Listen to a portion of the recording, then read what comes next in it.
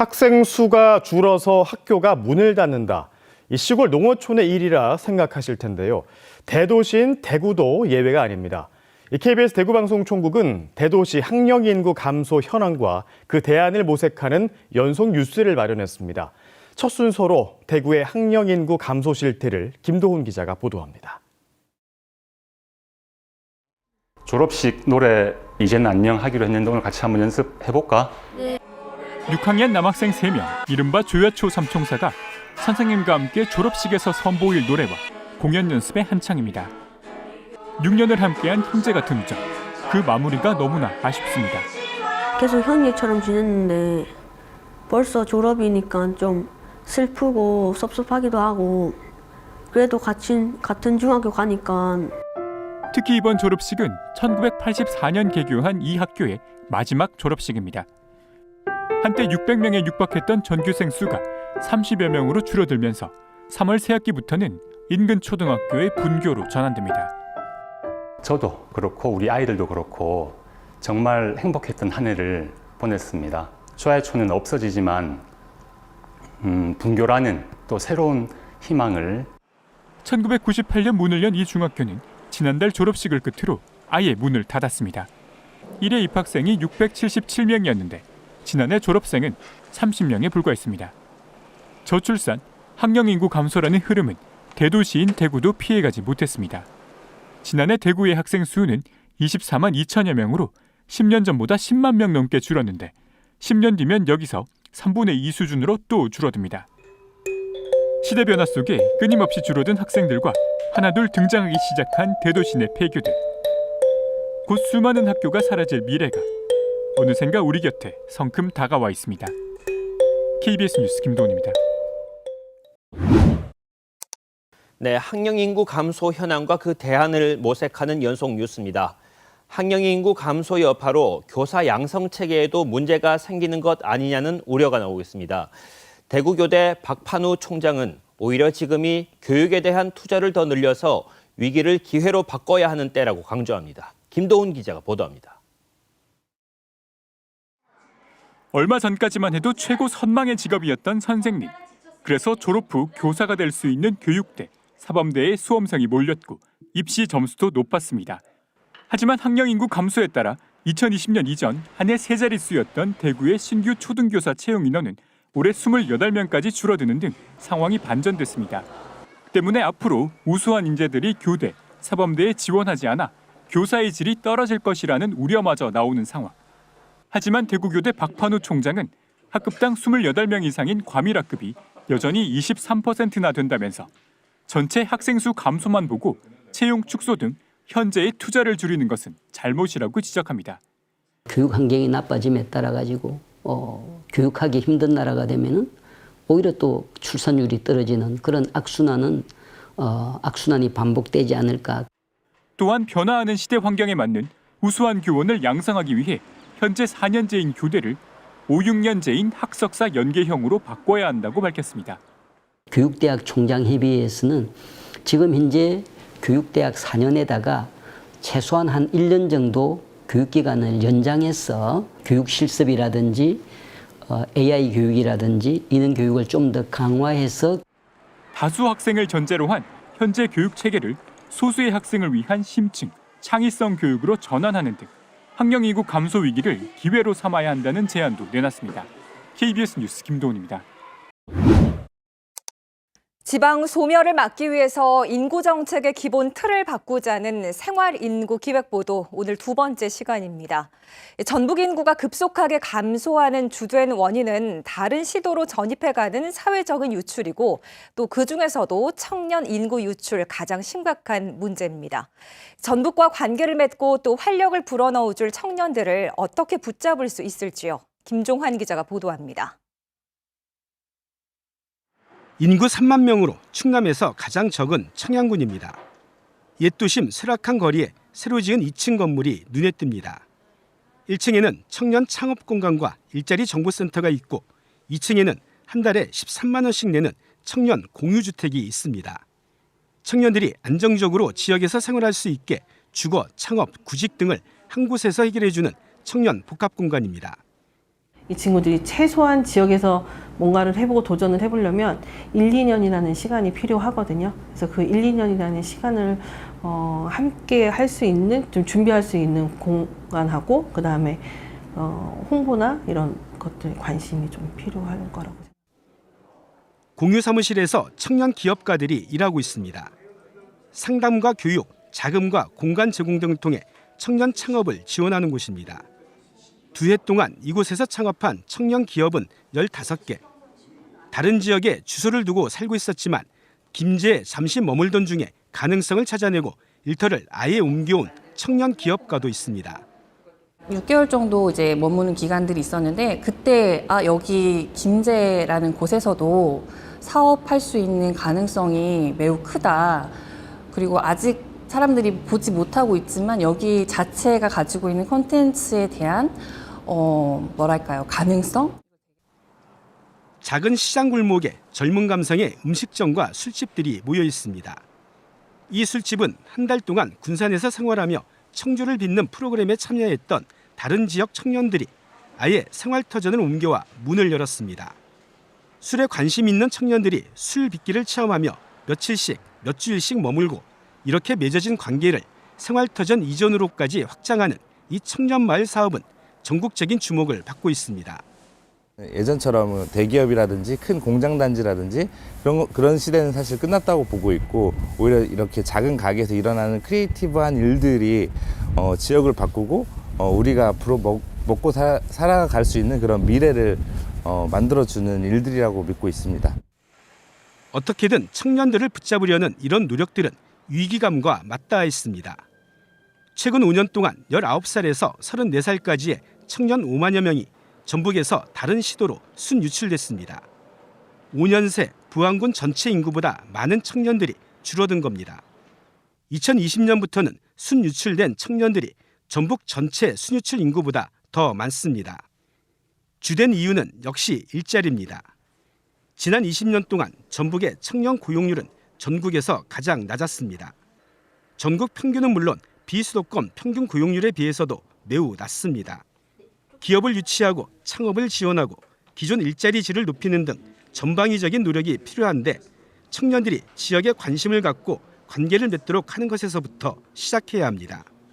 각 지자체에서 이런 창업 정책을 많이 하는데 그런 정책을 할 때에도 사실 수도권에서 내가 사업을 시작하는 거고 여기하고는 또 어느 정도 차이가 있지 않습니까? 그래서 그런 간극을 좀 좁혀주는 그런 지원책들이 지역에 경제적 사회적 활력이 넘치려면 청년들이 머물러야 합니다. 주소를 옮기지 않더라도 지역의 매력을 느끼고 그 지역에서 일이나 공부, 휴양 같은 다양한 활동을 할 수 있게 청년들에게 기회를 제공해야 합니다.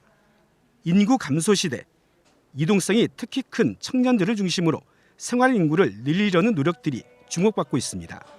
KBS 뉴스 김종환입니다. 학령 인구가 줄면서 올해 신입생을 받지 못한 전북 지역 학교가 27곳에 달한다는 소식 얼마 전에 전해드렸죠.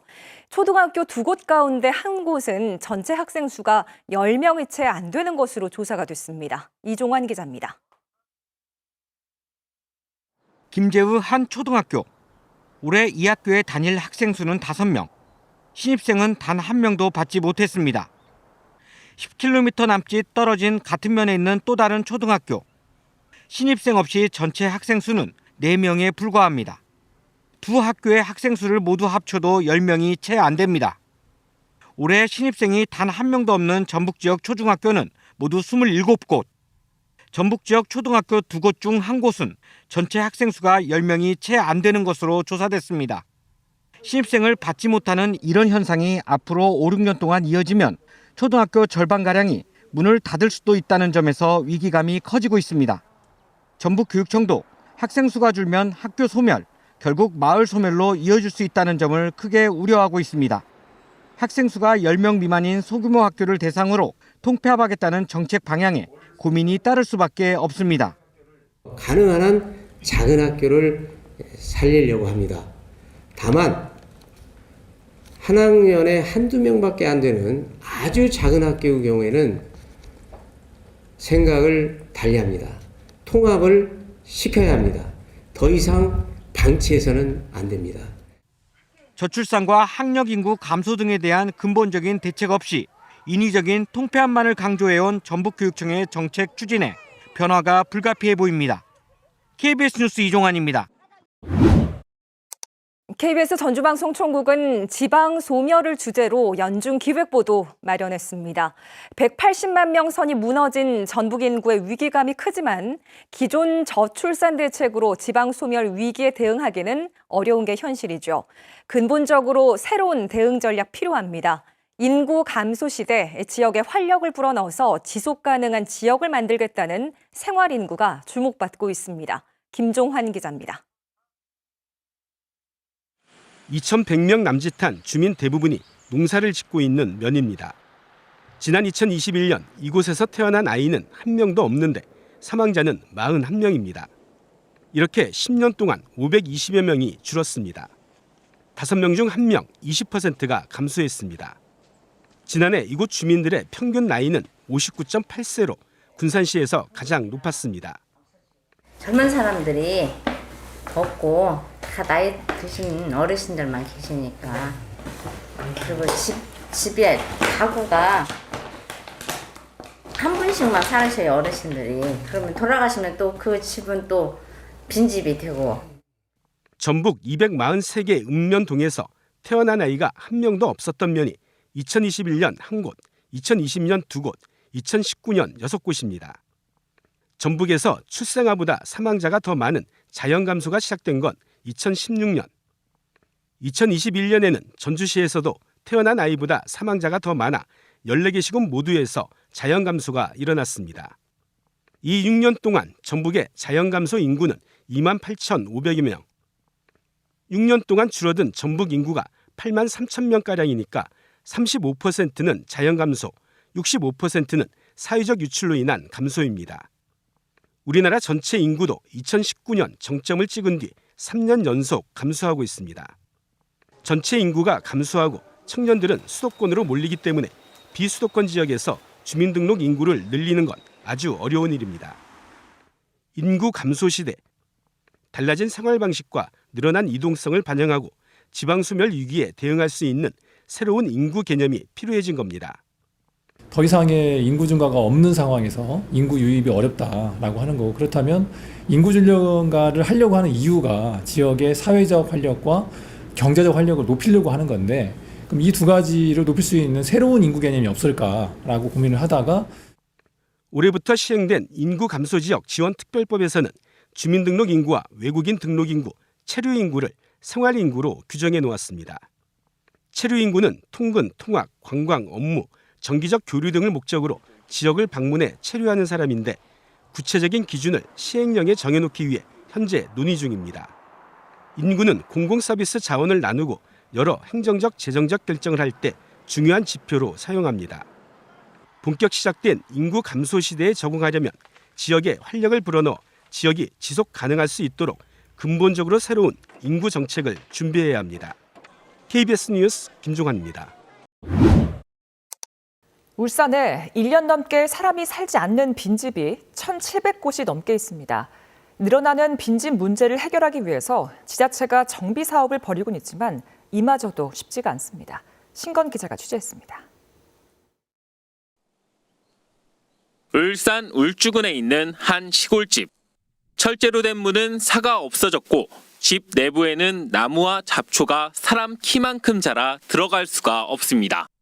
집주인이 숨진 뒤 관리가 되지 않아 십수년째 방치된 겁니다. 도심도 사정은 마찬가지. 곳곳에 유리창이 깨져 있고 마당에는 쓰레기가 널려 있습니다. 이렇게 사람이 살지 않는 집은 관리가 되지 않아 도심 속의 흉물로 전락하고 있습니다. 울산에 1년 이상 사람이 살지 않는 빈집은 2020년 조사된 것만 1,794곳. 빈집들은 도시 미관을 해칠 뿐만 아니라 건물 붕괴 등의 안전사고나 범죄에 이용될 가능성이 크고 사람들을 떠나게 하는 원인이 되기도 합니다. 주거 환경 자체를 악화시키는 그런 방향으로 적용을 하게 되거든요. 외부적인 그런 파급 효과가 더 크기 때문에 그 네이버드 전체 그런 쇠락을 만들어낼 수 있는 그런 원인으로 작동할 수 있죠. 지자체들도 빈집을 철거해 주차장이나 다른 용도로 활용하는 빈집 정비 사업을 벌이고 있지만 엄연한 사유재산이다 보니 집주인의 동의가 없으면 사업을 추진하기도 쉽지가 않습니다. 2020년부터 지난해까지 빈집 정비 사업이 진행된 곳은 33곳에 불과합니다. 그것도 개인재산이니까 직권 이런 것도 있겠지만 저희는 이제 빈집에 대해서 동의를 구한 다음에 이렇게 하고 있습니다. 사람들이 떠나면서 남겨진 빈집들이 골칫덩이가 되고 있습니다. KBS 뉴스 신건입니다. 올해 대학 정시 모집에서 지방대학교의 정원 미달 사태가 속출했습니다. 심지어 지원자가 한 명도 없는 학과도 26개에 달했는데요. 학생이 줄면서 대학가 주변 상권도 무너지고 있습니다. 먼저 전현우 기자가 현장 취재했습니다.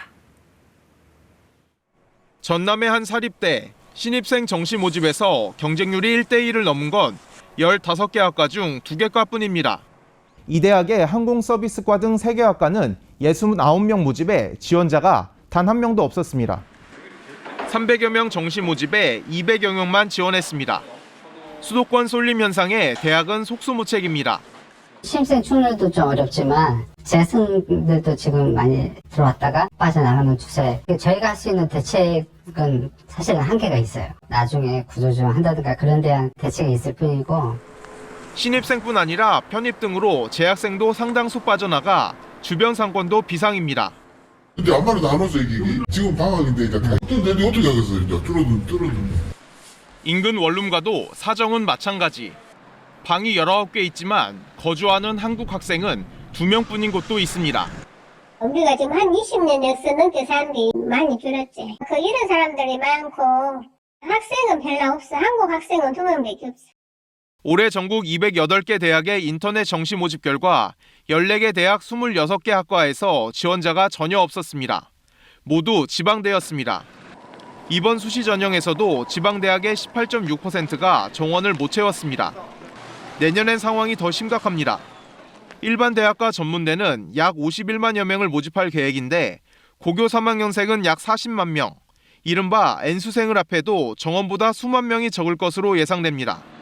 교육부는 전국 366개 대학 가운데 신입생 충원 등이 어려워 재정난을 겪는 경영위기 대학이 약 10%가 될 것으로 보고 있습니다. KBS 뉴스 전현우입니다.